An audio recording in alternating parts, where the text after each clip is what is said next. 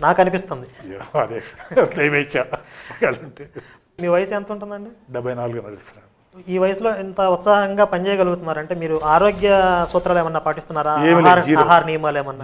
Zero ఏమీ లేదు. చిన్నప్పుడు అది ఎట్లా వచ్చిందో, నేను 72 తర్వాత, అంటే 72 డిసెంబర్కి నేను నా స్పోర్ట్స్ కెరీర్ ఆపేశాను. ఎందుకంటే బయట వెళ్ళిపోయి 73లోనే బయటకు వచ్చాను, ఆపేసి అప్పటి నుంచి నేను నా శరీరం గురించి కానీ నా తిండి గురించి కానీ ఒక్క నిమిషం నేను ఎప్పుడు ఆలోచించాల. అప్పటి వరకు నేను జాగ్రత్తగా ఉండి తిండి కానీ ఆరోగ్యం కానీ, ఎందుకంటే స్పోర్ట్స్లో పైకి రావాలంటే మంచి ఆరోగ్యంగా ఉండాలి, మంచి తిండి తినాలి. అప్పటి వరకు చాలా జాగ్రత్తగా ఉండేవాడిని.